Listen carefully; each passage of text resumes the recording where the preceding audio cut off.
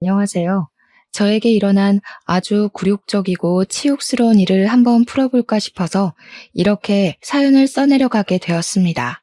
자수성가의 표본인 우리 엄마에게서 태어난 저에게 이런 바보 같은 일이 생기다니. 정말 제가 아빠를 닮았다는 엄마의 말을 뼈저리게 실감하게 된 계기였습니다. 얼마나 제가 바보처럼 굴었는지 궁금하시죠? 지금부터 아주 경악스러운 이야기를 하나하나 풀어가 보도록 하겠습니다. 지금 저는 나이를 40이나 먹은 여자입니다. 제 나이 40살에도 아직까지 가장 존경하는 사람을 말하라 하면 우리 엄마라고 말할 만큼 저는 우리 엄마가 참으로 대단하고 존경스럽습니다. 어린 시절 아버지께서 불운한 사고로 돌아가신 뒤 엄마는 보상금이랍시고 받은 그 돈을 들고 음식 장사를 시작하셨습니다. 그 음식 장사가 나름 대박이 터지는 바람에 집 근처에 4층짜리 상가 건물을 하나 구매하실 수 있었습니다. 건물주가 되자마자 음식 장사는 이제 지긋지긋하시다면서 권리금 두둑히 받으시고 가게를 팔아버리셨습니다. 그리고 그 돈으로 저를 키워나가시며 임대업을 꾸준히 하셨고 지금은 본인 건물을 청소하시며 사는 게 낙이신 분이었죠. 제가 엄마 나이 40에 얻은 늦둥이 딸이라 더 귀하게 키우고 싶었다고 아직도 고생했던 지난 과거를 미안해 하시는 분이었습니다. 저는 나름 하고 싶은 거 다 하고 사고 싶은 거 다 사면서 귀하게 컸다고 생각했는데 엄마는 아버지 없이 자란 제가 무척이나 마음에 걸렸었나 보더라고요. 시간이 흘러 제 나이가 30이 되었을 쯤 저는 지인의 주선으로 한 소개팅을 통해 한 남자를 알게 되었습니다.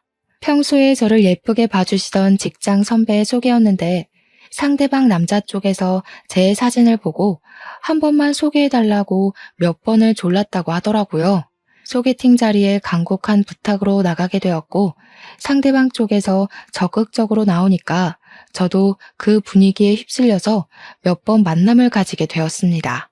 그러다가 진지하게 저에게 만나보고 싶다는 의사를 밝혔고 당시 연애를 오랜 시간 쉬고 있었기에 저도 한번 만나보는 게 나쁘지 않겠다 싶었죠. 그때는 그 사람에 대한 콩깍지가 꽤 쓰여서 그 만남 자체가 행복하고 즐거웠습니다. 연애를 시작하고 더 많은 것들을 알게 되었는데 남자친구가 그때 외제차 딜러 일을 하고 있었어요. 그쪽 분야에는 관심이 없었기 때문에 잘 몰랐는데 외제차 딜러 수입이 들쑥날쑥한 구조로 되어 있더라고요. 판매가 많을수록 인센티브를 받을 수 있는 구조였는데 기본급은 최저시급에 아주 조금 못 미치는 수준이었습니다. 그러니까 한마디로 차를 팔지 않으면 손가락을 빨아야 하는 달이 있을 정도였고 언변이 없는 사람들에게는 혹독한 직업이기도 하다는 이야기였죠. 그럼에도 불구하고 남자친구는 외제차를 구매하는 사람들이 거의 대부분 돈이 많은 사람들이라는 이유로 사치를 즐겼습니다. 항상 본인이 명품이어야 한다며 값비싼 물건들로 휘감고 다녔고 돈을 쓰는 것에 아낌이 없는 사람이었습니다. 저는 자수성가한 어머니 밑에서 평생을 자랐기 때문에 돈 10,000원을 써도 꼼꼼하게 가계부에 기입을 하고 옷 하나를 구매해도 몇 번이나 고민한 후에 결제를 했거든요. 남자친구와는 완전히 다른 소비 성향을 보였었죠. 남자친구는 기분이 가는 대로 돈을 쓰곤 했거든요. 제가 봤을 땐 이해가 가지 않을 정도였어요. 10만 원이든 20만 원이든 자기 기분 내키는 대로 아까운 걸 모르고 돈을 썼죠.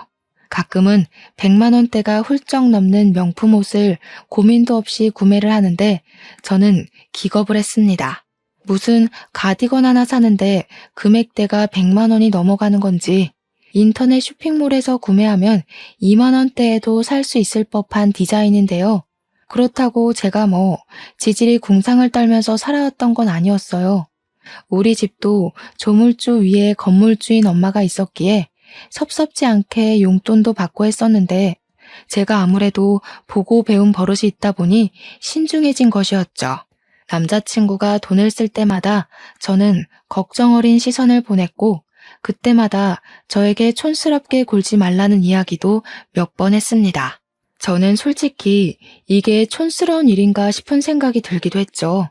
친구들에게 남자친구의 씀씀이가 너무 해프다고 이야기를 하니 친구들은 봉 잡은 거 아니냐고 이럴 때 제 실속도 챙기라고 하더라고요. 남자친구에게는 물론 장점도 있었죠. 사람이 리더십이 있는 편이라 그런지 분위기 자체를 주도하는 사람이었습니다. 많은 사람들 앞에서도 주눅들지 않고 자신의 매력을 확실하게 보여줄 수 있는 사람이라 그런지 눈을 사로잡게 만드는 매력이 있었어요. 저희가 연애를 시작하고 한 3개월쯤 되었을까? 둘이서 분위기 좋은 바에 가서 술을 한잔하고 집에 가려고 하는데 이상하게 아쉽더라고요. 연애에 한창 불이 붙었던 시기이기도 하고 사실 누구나 초반 3개월까지는 1분 1초라도 더 함께 있고 싶곤 하잖아요. 이 사람이랑 떨어지기 싫다, 붙어 있고 싶다 그런 생각이 들었을 때였고 무엇보다 둘 다 성인이잖아요. 한두 살 먹은 어린애도 아닌데 남 눈치를 보면서 서로 밀고 당기게 할 시기도 아니었고요. 이대로 집에 가면 안 되겠다 싶은 생각에 남자친구한테 한 잔 더 할래? 하고 물어봤어요. 늦은 시간이기도 했고 버스, 지하철 막차 시간이 다가오고 있었기에 많은 뜻을 지니고 있었죠. 근데 남자친구가 그러더라고요. 오늘 술을 마시고 들어간다고 집에 이야기를 했더니 어머님께서 너무 취하지 말고 집으로 돌아오라 했대요. 어머님이 직접 집까지 잘 오라고 이야기를 했기에 외박은 힘들 것 같다고 하더라고요. 남자친구네 어머님께서 몸이 좀 안 좋다는 이야기는 몇 번 들었던지라 저도 더 잡지 못했죠. 너무나도 아쉬웠지만 남자친구네도 저희 집 사정이랑 비슷하게 홀어머니 모시고 살고 있었던 터라 이해를 했죠. 부모님께서 일찌감치 이혼하셔서 어머님이 남자친구를 혼자 키웠다고도 했고 몸도 안 좋으시고 제가 양보를 할 수밖에 없는 상황이라 보내주었습니다. 가정 환경이 비슷하다는 건 어찌 보면 상당한 장점이었어요. 서로를 더 동하게 하는 구석이 있고 위로하는 느낌도 있었거든요. 그렇게 만남을 이어가다가 여름 휴가 시즌이 다가오게 되었습니다. 남자친구에게 당연하다는 듯 여름 휴가 때 어디로 여행을 갈까? 하고 물어보니까 눈을 동그랗게 뜨고 저를 바라보더라고요. 너무 의외라는 표정이길래 혹시 여름 휴가가 따로 없냐고 물어보니 당황해하면서 있긴 있지. 근데 어딜 가? 하면서 저에게 물어보더라고요. 보통 휴가를 커플들끼리 맞춰서 여행을 가지 않나요? 저는 당연히 남자친구와 함께 보낼 생각이었거든요. 사귀고 처음 맞이하는 여름 휴가인데 당연히 같이 시간 맞춰서 보내는 거 아니냐고 물어봤죠. 그러니 남자친구가 한참 우물쭈물하더니 그러면 우리 엄마가 집에 혼자 있어야 하지 않냐고 말을 하더라고요. 평소에 옷 살 때나 돈 쓸 때나 엄마를 한 번도 챙겨본 적 없는 사람이 여행을 가자고 하니까 갑자기 엄마 타령해 대는데 어이가 없더라고요. 그래서 저도 딱 잘라 우리도 다 큰 성인이고 그 며칠 엄마랑 떨어져 있어도 아무 문제 없지 않냐고 했어요. 그러니 남자친구가 하는 말이 우리 엄마는 내 걱정에 밤잠도 못 이룰 사람이라고 하더라고요. 아들이 여행 가서 무슨 일이라도 생기지 않을까 하루 종일 걱정하고 기다릴 텐데 어떻게 엄마를 두고 여행을 가냐고요. 그래서 저도 지지 않고 우리 엄마도 하루 종일 혼자 있는데 우리 엄마도 나 기다리긴 한다고 근데 여행 가는 것까진 터치하지 않는다고 했어요. 남자친구가 저한테 너랑 상황이 같냐면서 우리 엄마는 몸도 좀 안 좋으시잖아 하더라고요. 그것뿐만이 아니었습니다. 술 먹다가도 휴대폰 한번 쓱 보고는 엄마가 집에 오라고 했다면서 가고 주말에도 엄마가 오늘은 나가지 말라고 해서 집에 있으려고 하면서 약속 파투 내고요. 제가 하다 남자친구랑 연애를 하는 건지 남자친구 엄마랑 연애를 하는 건지 헷갈리더라고요. 그래서 말했죠. 너 마마보이냐고. 왜 이렇게 말끝마다 엄마 거리냐고. 진짜 우리 여름 휴가 때 여행 안 갈 거냐고요. 그러니 남자친구가 저한테 마마보이라고 했냐면서 화를 쓱 내더라고요. 자기 엄마가 아파서 걱정이 되어서 못 가겠다고 한 건데 어떻게 말을 그렇게 할 수 있냐고요. 여름 휴가 가고 싶으면 가자고. 근데 자기 엄마도 같이 가자고 하는 게 아니겠습니까? 어이가 없어서 너처럼 말끝마다 엄마 엄마 하는 게 바로 마마보이라고 했어요. 그러니까 자기는 그냥 효자일 뿐이라면서 저한테 강요하는 거 하나도 없지 않냐고 내가 내 스스로 챙기겠다는데 왜 하면서 말을 하는데 꽤나 논리적이더라고요. 남자친구가 알아서 다 스스로 챙기고 했지. 언제 저한테 자기 엄마한테 전화 한 통 해라. 좀 찾아뵙고 살갑게 굴어라. 집안일 좀 도와달라 한 적 있냐고요. 그때는 제가 콩깍지에 완전히 쓰였을 때라 남자친구가 하는 말이 다 맞는 것 같다는 생각을 하면서 넘어갔죠. 제가 수긍하는 것처럼 보이니까 남자친구가 저한테 그런 말을 하더라고요. 우리가 연애를 한 시간이 벌써 1년이 다 되어 가는데 이참에 살림을 차리는 건 어떻겠냐고요. 결혼해도 절대로 저한테 대리 효도하라는 말 안 할 테니까 걱정하지 말라고. 자기가 가끔 엄마 집 가서 밥 먹고 전화하고 챙기고 하겠다고요. 엄마랑 합가하자는 소리도 절대 하지 않을 테니까 자기랑 슬슬 결혼하자고 하더라고요. 어차피 맞벌이 생활할 거니까 우리 둘 버는 돈이면 절대로 입에 풀칠은 안 할 거라고 장담을 했어요. 제 나이가 31살이긴 했지만 친구들 중에는 이미 시집을 간 친구들도 있었고 우리 엄마도 노후부장 다 되어 있으니 이제 저만 시집 보내면 소원이 없겠다고 하셨거든요. 좋은 사람 만나서 결혼만 했으면 좋겠다. 노래처럼 매일 타령을 하셔서 저도 모르게 결혼을 할까 하는 생각을 했습니다. 솔직히 31살에 언제 또 새로운 사람 찾아서 만나고 연애하고 결혼하고 하겠습니까? 시간이 허락하지 않을 거란 생각이 들었죠. 남자친구에게 홀라당 넘어가 버린 저는 번갯불에 콩 구워 먹듯 그렇게 결혼을 약속해버리고 말았습니다. 그때까지만 해도 앞날은 창창하고 행복할 거라 굳게 믿고 있었어요. 저에게 소개팅을 주선했던 선임에게 먼저 결혼 소식을 전했는데 저를 보면서 되게 의외라는 식으로 말씀을 하시더라고요. 예전부터 그 집 엄마가 극성이기도 했고 몸이 좋지 않다는 소식도 꽤 오래전에 들었는데 진짜 결혼할 거냐고요. 저는 그런 반응에 좀 어이가 없어서 소개를 시켜주실 땐 언제고 이제 와서 그런 찝찝한 소리를 하시느냐 다시 물었어요. 그러니까 선임이 하는 말이 상대방 쪽에서 귀찮게 졸라대서 소개를 시켜준 거라고 하시더라고요. 자기도 사실 엄청 친한 사이는 아니라고 말꼬리를 흐리시더니 그래도 1년을 만났다는데 자기보단 제가 더 잘 알고 결정하지 않겠냐고 하더라고요. 그냥 축하한다고 말부터 할 걸 하시는데 저도 기분이 좀 상하긴 했지만 고맙습니다 하고 말았습니다. 우리 엄마는 제가 결혼을 하겠다고 하니까 신이 잔뜩 나서 예비 사위가 집에 놀러 오면 씨암탉이라도 잡아야겠다고 오래간만에 음식 솜씨 제대로 보여주시겠다고 성화였습니다. 우리 집에 인사를 드리러 오기로 한 날이 왔고 살짝 긴장했는데 빈손으로 떡하니 나타난 예비신랑을 보고 조금 실망하긴 했습니다. 처음 인사드리러 온 자리인데 아무리 편하게 오라고 했다지만 빈손은 좀 아니지 않나요? 근데 정작 엄마는 별 신경도 쓰지 않는 눈치길래 그냥 저도 별소리 하지 않았습니다. 엄마가 정말 백숙에 잡채에 게장에 손이 많이 가는 음식들로 죄다 준비를 하셨더라고요.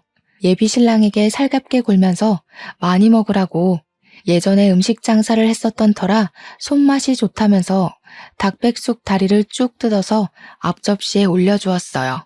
그러니 예비신랑이 인상 팍 구기면서 어머님 많이 드시라고 자기는 물에 빠진 닭은 별로 안 좋아한다고 하더라고요.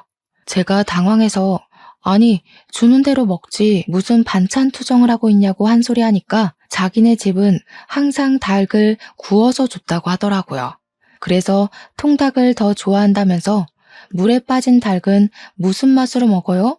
하고 앞접시를 쓱 밀대요. 우리 엄마도 당황하셔가지고 눈만 껌뻑이고 계셨어요.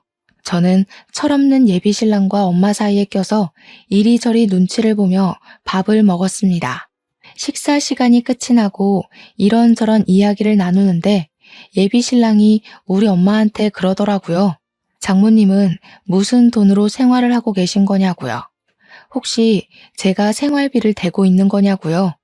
제가 그냥 웃으면서 우리 엄마 돈 많아 걱정 안 해도 돼 하니까 남자친구 눈이 번쩍 뜨이는 거예요. 아까 밥 먹을 때 슬쩍 들어보니 식당을 하셨다고 하던데 프랜차이즈 같은 거 가지고 계신 거냐고 사장님이냐고 묻대요. 엄마가 그 식당은 권리금 받고 넘긴 지 오래라고 그때 받은 돈이 꽤 쏠쏠해서 저를 키운 거라고 이야기하셨어요. 그러면서 요즘은 부업으로 건물 청소도 하고 있고 하면서 이야기를 하셨죠. 그러니까 예비 신랑 얼굴이 팍 구겨지면서 아, 건물 청소 하면서 말꼬리를 흐리는 게 아니겠어요? 엄마도 그 표정에 빈정이 확 상하신 건지 청소하고 있는 건물이 본인 건물이라는 이야기는 하지 않으시더라고요. 어영부영 자리가 끝이 나고 예비 신랑이 집으로 돌아가고 난 뒤에 엄마가 저를 확 째려보시더라고요. 저한테 남자 보는 눈이 발끝에 달린 것 같다고 허우대 멀쩡하고 외관만 번쩍번쩍하면 뭐하냐고 속이 시커멓다고 하셨어요. 저도 그냥 딴청 부리면서 평소에 저런 사람이 아닌데 오늘은 긴장을 해서 말이 헛나온 것 같다고 필사의 별명을 했죠. 그러니 그제야 처갓집 방문하면서 빈손으로 오는 애는 처음 본다고 저한테 아주 헛똑똑이라고 하시더라고요. 그 뒤에 저도 예비 신랑의 집에 인사를 드리러 가게 되었고 처음으로 시모가 될 사람을 만났습니다. 저를 보자마자 아가씨가 우리 아들이랑 연애한다는 아가씨구나 하시면서 결혼하고 싶다고 하고 물어보시더라고요. 제 손을 잡으면서 우리 아들이 내 손에서 오냐오냐 자라서 맞춰줄 게 한두 가지가 아닐 텐데 고생하겠네 하시는데 첫인상이 너무 좋으셨어요. 이런저런 이야기를 하다가 문득 그런 생각이 들더라고요. 분명 몸이 몇 년 전부터 안 좋으시다고 했는데 아픈 기색이 아무리 봐도 전혀 보이질 않더라고요. 식사 자리에서 밥도 고봉밥으로 퍼서 쩝쩝 소리를 내시며 정말 입안 가득 채워 드셨거든요. 저도 궁금하긴 했던 터라 어머님 이 말로는 몸이 많이 안 좋으시다고 하던데 어디가 아프신 거냐고 물어보았죠. 갑자기 밥 먹다 말고 저를 확 치켜뜬 눈으로 보시더니 왜? 내가 어디 아프면 갖다 버리려고? 하시는 거예요. 지금이 무슨 고려장 시대도 아니고 제가 갖다 버리긴 어디다 갖다 버리겠습니까? 저도 너무 놀라서 아니라고 도와야 할 일이 있을까 싶어서 미리 여쭈어 보는 거라고 했죠. 그러니까 저한테 내가 애 아빠랑 옛날에 이혼했다는 이야기는 들었지? 하면서 물어보셨습니다. 이혼하셨다는 사실만 알고 있다고 하니까 갑자기 눈물을 슬쩍 훔치시더라고요. 자기가 예비 신랑 키우느라 안 해본 일이 없다고. 그러니 이 나이 먹고 관절 하나하나가 쑤시고 아프다고 매일같이 정형외과에 가서 물리치료를 받고 한의원에 가서 침을 맞고 하신다는 거예요. 근데 저희 엄마는 나이 40에 저를 낳으셨잖아요. 시모는 남편을 일찍 낳으셨더라고요. 그러니까 우리 엄마랑 시모의 나이 차이가 10살이나 납니다. 식당 일에 건물 청소를 하고 있는 우리 엄마도 관절이 아프다고 해도 그렇게 매일매일 병원을 다니시진 않거든요. 시모는 뭐 공사장에서 구르기라도 한 건지 아프다는 게 관절염이었던 거죠. 관절염이 뭐 가벼운 병이라는 건 아니지만 그것 때문에 예비 신랑이 저랑 여행도 못 간다고 한 거라 생각하니 이게 은근히 배신감과 서운함이 어우러져서 기분이 좋진 않더라고요. 결혼 준비를 본격적으로 시작한 뒤에는 정말 가관이었습니다. 제가 드레스를 고르는데 시모가 쫓아와서는 그 드레스 너무 파인 것 아니냐고 저 드레스는 촌스럽다. 얘 그건 뱃살 보인다 하면서 하나하나 참견을 하시더라고요. 아니 관절염 때문에 아파서 움직이는 것도 힘들다고 하셨던 분이 무슨 힘이 그리 넘치는지 모르겠더라고요. 드레스숍을 3군데 도는 내내 같이 걸어다니고 참견하고 잔소리하고 정말 제 귀에서 피가 나오는 줄 알았습니다. 제가 나중에는 지쳐서 대답도 성의 없이 내만 반복하고 있는데 예비 신랑은 그 꼴을 보면서 시모를 보고는 아주 흐뭇하게 웃더군요. 우리 엄마 오늘 기운이 넘치네. 다리 안 아파? 너무 보기 좋다. 이러면서요. 순간 이 결혼 정말 해도 되는 거 맞나? 고민을 하고 있었는데 이제 와서 물으기에는 계약금 걸어둔 것도 많았고 돈이 원수였죠. 거기다가 이 사람이 아니면 내가 누구랑 결혼을 할 수 있겠나 하는 생각도 들었고요. 저 참 바보 같았죠. 근데 누구라도 저와 같은 상황 속에 떠넘겨진다면 같은 고민을 하셨을 거라 생각합니다. 주위에서는 원래 결혼 전은 우울한 거라며 누구나 겪는 현상이라고 치부하더라고요. 저도 자꾸 주위에서 별일 아니다, 다 괜찮아진다고 이야기들 하니까 그냥 그런가 보다 하고 넘어가게 되었죠. 혼자 한복을 맞추러 가게 되었을 때 작은 소란이 일어나기도 했습니다. 원래 신부 쪽 한복은 분홍색 계열로 신랑 쪽 한복은 푸른색 계열로 맞추잖아요. 시모는 자기가 파란색 말고 굳이 분홍색을 하고 싶다고 난리를 피우셨어요. 자기 얼굴에 파란색이 잘 안 받는다고 하시면서요. 오죽하면 한복집 직원이 보통 그렇게는 잘 안 한다고 하면서 신랑 쪽은 푸른색을 입으셔야죠 하면서 말렸거든요. 그러니 시모가 삿대질을 직원한테 하면서 내 돈 주고 내가 입고 싶은 거 고르겠다는데 왜 참견하냐고 소리를 지르더라고요. 첫 만남에 인상 좋고 선하게 굴었던 모습과는 전혀 다른 모습이었어요. 나중에는 무슨 중전마마가 입을 법한 한복 같은 걸 가져와서는 이걸 입어보고 싶다고 떡하니 내밀더라고요. 한복집에서 이거는 신부님들이 입는 한복이라며 혼주 한복 아니라고 말리더라고요. 보다 못한 예비신랑이 시모한테 그러지 마시고 그냥 구색 맞춰서 입자고 하니까 그제야 시키는 대로 입으시더라고요. 물론 계속 파란색이랑 나랑 잘 안 받는데 나 이거 입으면 얼굴색이 확 죽어버리는데 하면서 구시렁거렸고요. 저랑 엄마는 그 꼴을 지켜보면서 와 진짜 기가 빨린다 하고 있었는데 엄마가 슬쩍 옆구리를 찌르시더라고요. 너 이 결혼 진짜 할 거야? 하면서요. 솔직히 그 소리도 너무 듣기 싫고 나중에는 귀를 닫고 무시해버렸죠. 아직도 엄마한텐 그 일이 큰 죄를 지은 기분이라 참 죄송합니다. 아무튼 혼인신고도 신혼부부 대출 때문에 미리 하고 결혼식도 잘 마치고 대출이 반 이상인 신혼집에 들어가게 되었습니다. 가전이나 가구들도 싹 들어오니까 집이 정말 사람 사는 집 같고 좋더라고요. 이제 행복한 신혼생활만 남은 건가 하며 하루하루를 즐겁게 보냈습니다. 같이 장을 보고 음식을 만들고 청소도 분담해서 하고요. 그렇게 한 3개월쯤 지났을까 어느 날 시모에게서 뜬금없이 저에게 전화가 왔습니다. 저랑 남편이 맞벌이 부부다 보니까 사실 밥은 저녁 한 끼만 집에서 같이 먹었거든요.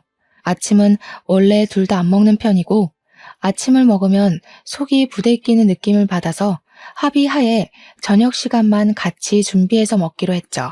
그런데 시모가 저한테 우리 아들 아침밥을 안 차려준다며 하시는 거예요. 그래서 저도 지지 않고 말했죠. 애초에 서로 합의하고 먹지 않기로 약속을 했다. 그이도 아침 먹으면 하루 종일 배가 아파서 일하는데 지장이 있다고 하더라 하면서요.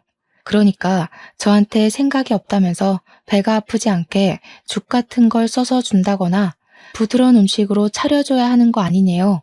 아니, 저랑 남편이랑 서로 합의하에 정한 이야기를 왜 이제 와서 들쑤시는지 이해가 가지 않았습니다. 저도 딱 잘라서 말을 했죠. 남편이랑 이미 결혼 전부터 다 합의를 본 상황이고 아침 안 먹는 생활을 지금 3개월째 하고 있다고요. 그동안 아무런 문제도 없었고 앞으로도 그럴 거니까 이 부분은 신경 쓰지 마셔라. 그이랑 저랑 둘 다 알아서 잘하고 있다고 했습니다.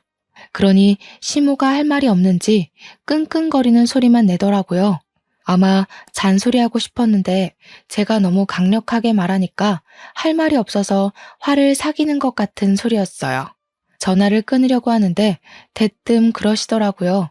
왜 저녁밥 차릴 때 된장찌개 아니면 김치찌개만 주냐고요. 원래 한국인의 밥상 기본 찌개가 된장찌개랑 김치찌개 아니었나요? 그래서 둘 다 번갈아 가면서 주고 있다고 대꾸를 했죠. 그러니까 마치 너 딱 걸렸다 하는 말투로 아들이 전화 와서는 순두부찌개가 먹고 싶다고 했다면서 저한테 순두부찌개를 좀 해주래요. 제가 곧 죽어도 순두부를 안 해준다고 일러바쳤다는데 제가 뭐 일부러 먹이지 않은 건 아니잖아요. 저한테 말을 해야 제가 끓여주던가 하죠. 그래서 오늘 저녁에 끓이겠다고 대꾸하고 끊었습니다. 퇴근하고 온 남편에게 말없이 순두부찌개 거리를 차서 바지락 넣고 칼칼하게 끓여주니까 제 눈치를 살살 보더라고요. 그래서 저도 한마디 했죠. 먹고 싶은 게 있으면 나한테 말을 하지 왜 시모한테 말을 해서 저를 곤란하게 만드는 거냐고요. 그랬더니 그냥 밥 잘 먹고 다니냐 해서 아침이야 원래 안 먹었던 거니까 패스하고 저녁에는 된장찌개, 김치찌개 번갈아 먹는다고 했대요. 시모가 먼저 우리 아들 순두부찌개 좋아하잖아. 한마디 해서 맞지, 좋아하지 라고 대꾸해 준 게 끝이라는 겁니다. 누구 말이 진짜로 맞는 말인지 나원 참. 제가 그냥 남편을 쓱 흘겨봤어요. 남편이 필사적으로 변명을 하길래 앞으로는 저한테 직접 이야기해달라고 오해가 쌓이는 건 싫다고 말했습니다. 그러니까 갑자기 남편이 그럼 먹고 싶은 거 다 이야기해도 되냐고 하더라고요. 제가 뭐 요리사는 아니니까 전부 다 해줄 수는 없지만 말을 해주면 노력은 해보겠다고 말은 했죠. 그러니까 자기는 밥 종류보다 분식 종류를 더 좋아한다면서 캡사이신이 팍팍 뿌려진 떡볶이랑 볶음 우동 같은 밀가루가 먹고 싶다고 하더라고요. 제가 엄마의 손맛을 물려받긴 해서 사실 웬만한 음식들 다 평균치는 하거든요. 다음 날부터 남편이 먹고 싶다는 거 말을 해주면 제 선에서 가능한 음식들을 곧잘 해줬어요. 근데 어찌 된 게 메뉴가 맨날 밀가루 음식에 맵고 짜고 자극적인 것만 줄줄이 말하더라고요. 사람이 좀 골고루 채소도 먹고 영양가 있는 균일한 식단을 해야 하는데 남편이 입맛이 소위 말하는 초등학생 입맛인지 맨날 밀가루만 찾더라고요. 과일, 채소 이런 거 절대 입에도 안 되는 사람은 또 처음이었습니다. 저는 근데 과일을 진짜 좋아하거든요. 그래서 밀가루를 저녁에 많이 먹어도 회사에서 점심에 샐러드를 먹거나 후식으로 꼭 과일을 챙겨 먹곤 했어요. 우리 엄마가 식당 하실 때 저한테 항상 골고루 편식하지 말고 밥을 먹어야 한다고 습관을 들이셨거든요. 저는 나름 균형을 맞추려고 노력했고 남편은 점심에도 맨날 돈가스랑 제육볶음만 먹는 것 같았어요. 그러다가 배변 활동에 문제가 생기고 말았던 거죠. 극심한 변비에 고통스러워하더니 나중에는 병원에 가서 관장을 해야 할 정도까지 이르렀습니다. 배가 아프다고 대굴대굴 오밤중에 구르고 난리가 나서 맹장인 줄 알고 급하게 응급실에 갔더니 배에 가스가 가득 찼다는 겁니다. 한마디로 변을 보지 못해서 배가 아픈 거라며 관장을 하고 가라고 하더라고요. 제가 다 부끄러워서 혼이 났네요. 아무튼 관장까지 했는데도 정신 못 차린 남편은 맨날 떡볶이 해줘, 라면 끓여줘, 아기찜 해줘 하더라고요. 그렇게 맵고 짜고 밀가루만 처먹다가 결국 우리 남편은 치질에 걸리게 되었고 하루 종일 아프다 아프다 하더니 결국 수술까지 하게 되었습니다. 결혼을 했으니까 여름 휴가는 해외여행을 가볼까 하고 계획을 짜놨었는데 남편이 치질 수술을 해야 한다는 이야기를 하자 완전히 절망하고 말았죠. 그러길래 식습관을 좀 고쳤으면 얼마나 좋았겠냐고 잔소리를 했더니 남편은 자기 아픈 거 몰라준다고 삐지더라고요. 결국 고대하던 결혼 후 첫 여행은 완전히 무산되었고 남편은 치질 수술을 하기 위해 입원을 하게 되었습니다. 수술 자체는 간단하고 시간도 얼마 걸리지 않았는데 수술한 이후가 문제더라고요.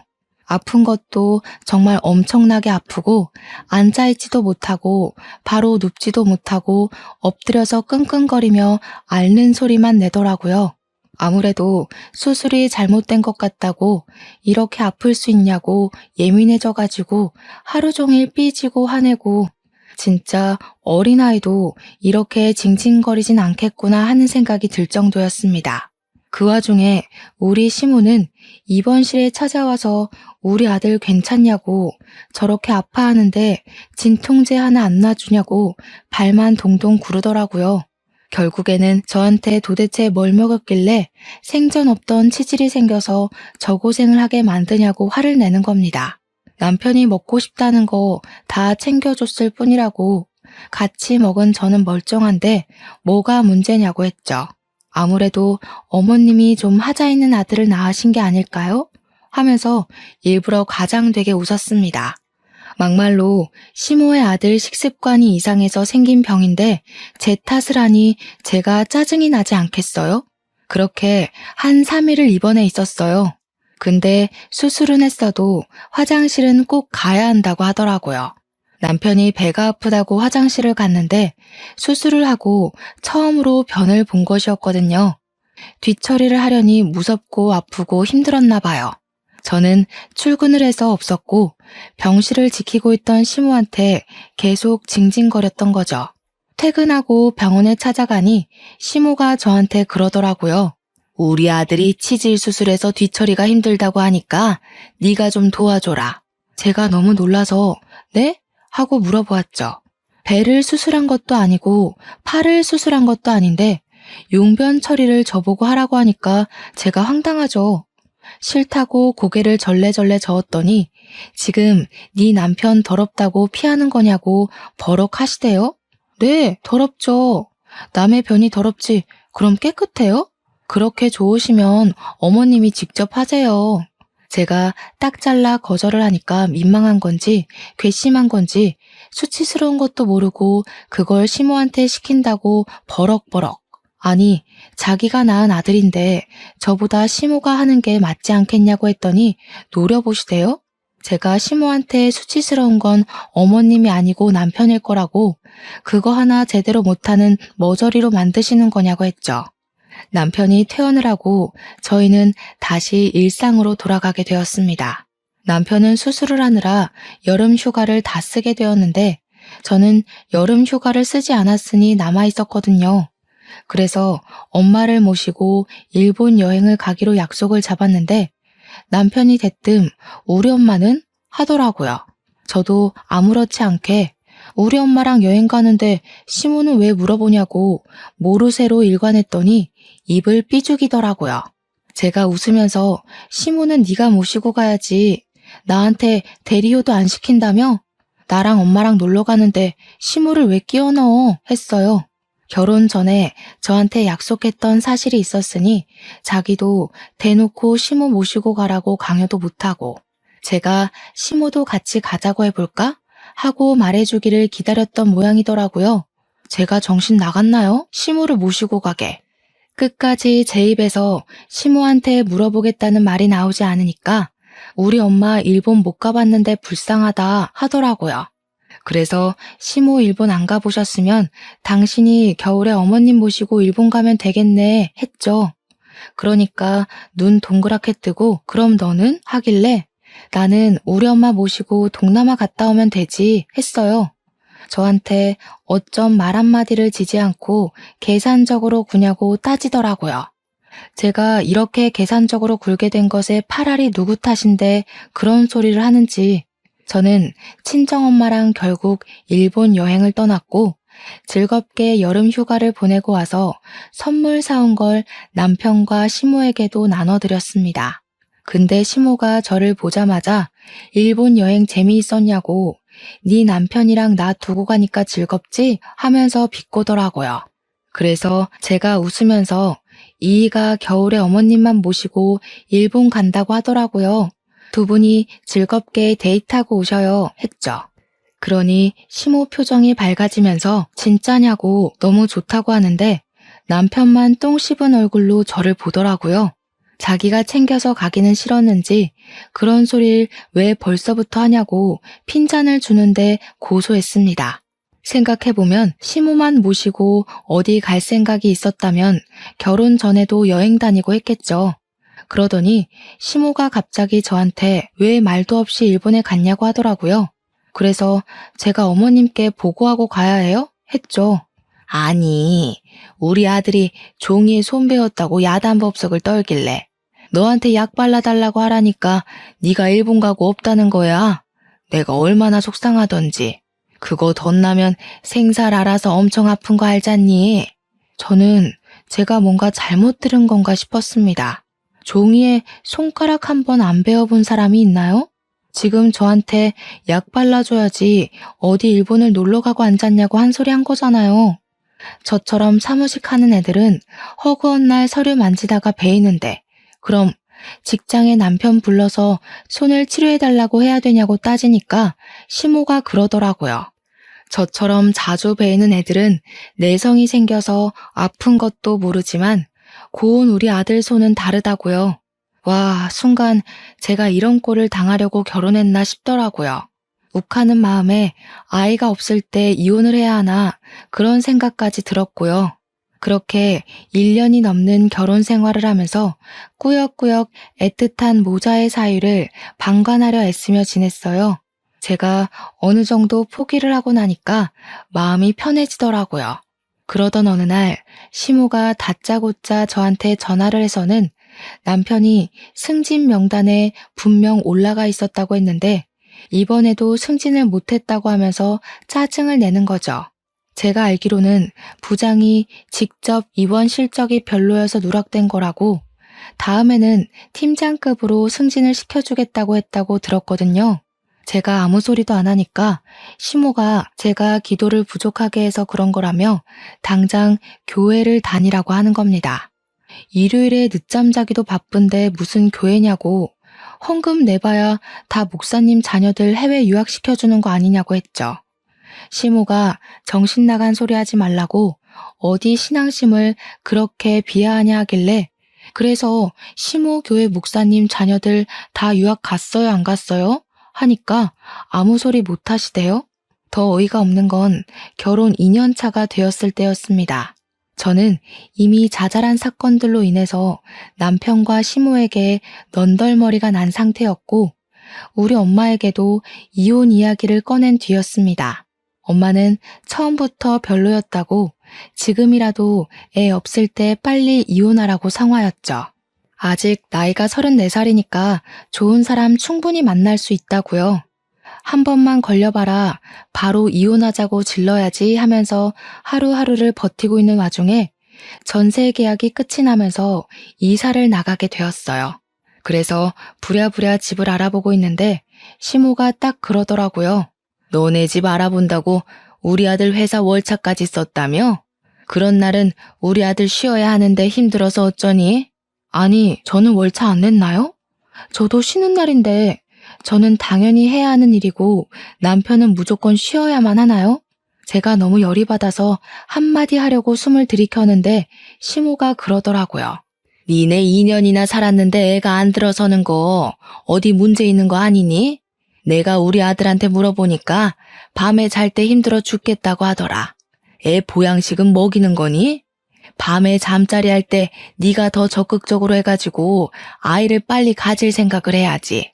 내가 오늘 저녁에 특별히 아들 먹을 장어랑 야간문즙이랑 보낼 테니까 우리 아들 잘 좀 먹이고 너는 노력 좀 더 하고.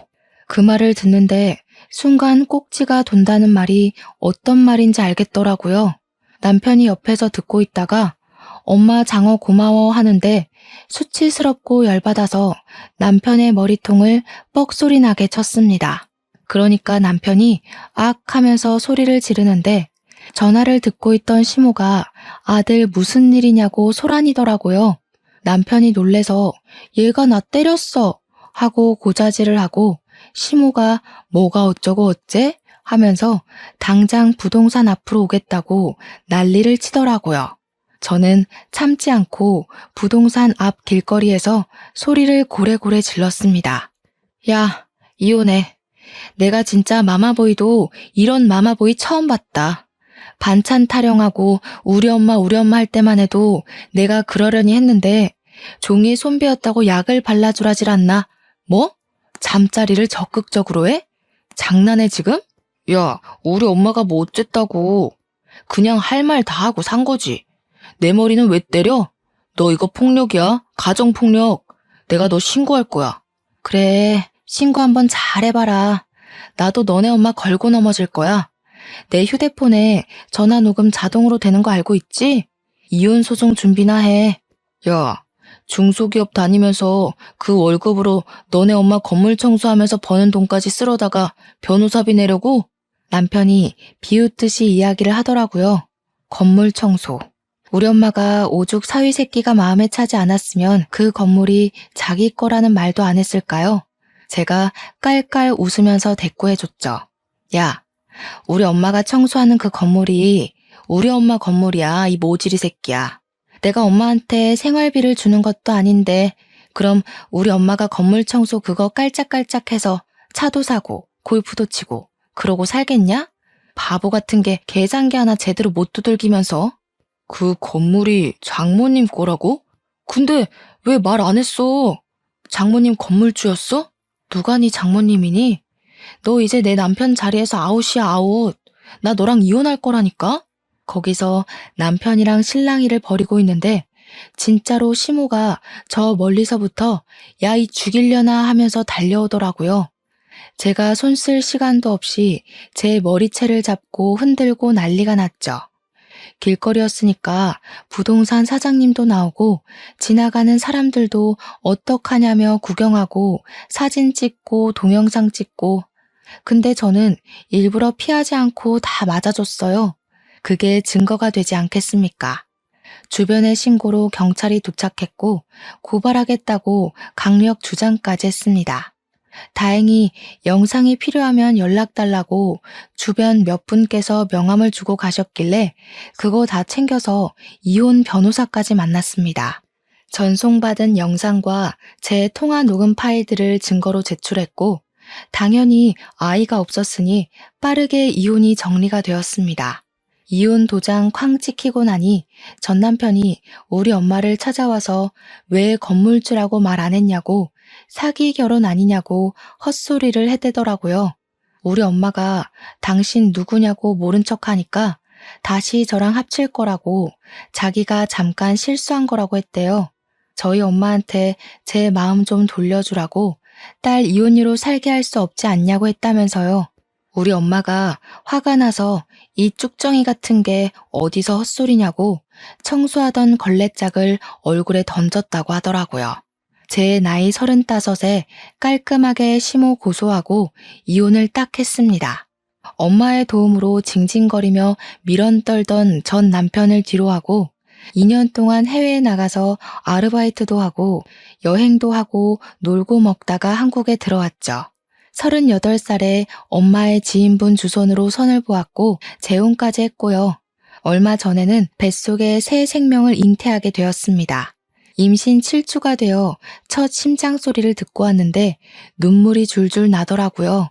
전 남편에 대한 나쁜 기억들은 모조리 땅속에 묻고 새 남편과 새 가정을 이뤄 행복하게 잘 살아보려고 합니다.